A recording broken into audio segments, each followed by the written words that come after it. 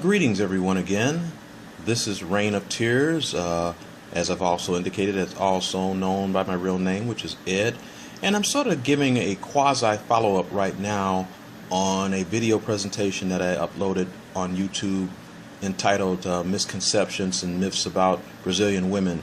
Now in this one, it's not going to really go along that lines because I've already talked about that at length. This is more of a additional addendum informational type of things to prepare you if you're planning on making a trip to Brazil and this may be your first time. So without further ado, I had mentioned the language in the first one, and I'll give you some more specifics.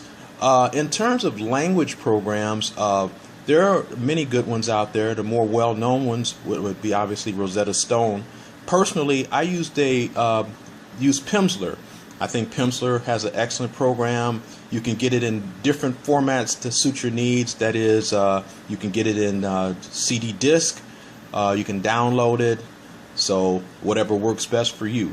Now, whatever program that you decide to get, language program that is, make sure that you're learning Brazilian Portuguese, which in many ways is vastly different from Portuguese that is spoken in Portugal. You know, there's some different idioms in many cases, so there's different words that are pronounced differently, etc. So you definitely want to learn Brazilian Portuguese, and that would be a good way to get started so you can get the basics, you know, by the time that you make your trip to Brazil. Now, of course, you know that just like in the United States, if you go to a different region or whatever, there's going to be some minor differences in accents. There might be a different slang. I mean, but if you learn Brazilian Portuguese from a reputable program, like I said, like Rosetta Stone or Pimsleur, I mean, you'll be able to survive. Just like if you're from Atlanta and you go to New York, you know, people might have a different accent, but you know, everybody's speaking the same language, etc. So that would be the first course. The second course, in terms of making your preparations to go, I would recommend that if you're going for the first time, that you go through travel agencies. That would probably be best as opposed to the piecemeal approach, and I'll separate the two right now.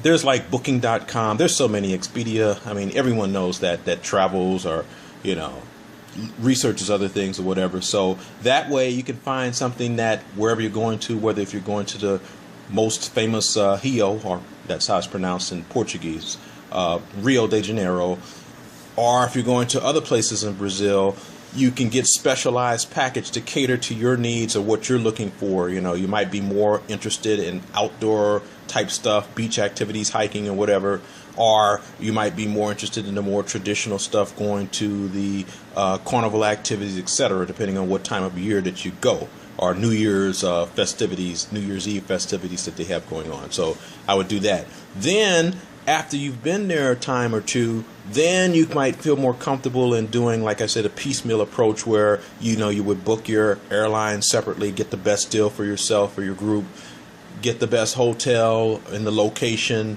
and the price range that you want, etc. Now, obviously, if you're going at the popular time, the two most popular times are, obviously, number one would be going during the Carnival time. Now, Carnival time is generally somewhere in between February and March, but the date changes. It happens to go with when the season is or whatever. So to make it easier, there's many things online, many local websites online that can give you the date for a specific year. Like if you're planning on going during the Olympic year, at Carnival time, you can look and find out, okay, in 2016, Carnival week is from this time to this time, and etc. So it changes, but that vacation, that Carnival period is generally within that time frame, with those time frames with slight variations in dates. So you'd want to check that, you know, in terms of that. Then the second most popular visitation time to Brazil is in New Year's Eve. And that's sort of one that's not as well known to the American public, but it's an awesome thing. Now, I have never gone for New Year's myself, but I've seen video presentations, and that would be the next thing for me too to do that. You know, it's really awesome in terms of in Rio, like the people go to the beach to look at some gigantic fireworks. It's a communal and spiritual experience afterwards. So those are two major times that you go. Now you can get some very good discounts if you're going off season, when you're not specifically going at those time periods.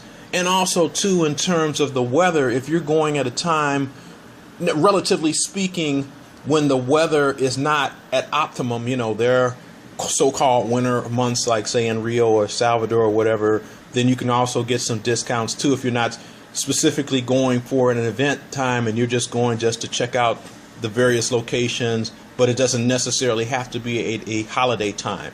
You know, you can save your money at that point too. In terms of precautions, you can also look that up online too. But to me, making it a very basic, common sense way, to me, I would just say that any precautions that you would utilize if you're traveling to some big place, like you're from the United States, you would use the same factors. I mean, you wouldn't go into destinations by yourself that you haven't researched, that are unknown to you. You wouldn't go into any place that seems dangerous. You know, I'm going to give an exaggerated basic example, going into a dark alley by yourself. I mean, yeah, that type of thing. You wouldn't have jewelry, expensive chains and jewelry hanging off your neck, cameras hanging off your neck, and not securely placed on there with some steel reinforced gripping on it so someone cannot actually snatch it off easily or whatever. Just basic common sense type things, you know, you'll be okay. You wouldn't trust everybody that comes up to you and talks with you. You know, if you're a woman, if it's a man, you know, giving you game, snow job in the United States, you wouldn't do that. And if you're a woman, or if you're a man and a woman, you know, beautiful woman, and obviously that's the main attraction a lot of times, you know, for many men, to be honest about it, when they go to Brazil, that whole persona of the beautiful women, you know, yeah, that's great, that's dandy. You know, if you meet your nice girl or whatever, and which I've gone into in the first video, that's fine and dandy. But just like any place, everybody's not nice or whatever. People might have an agenda.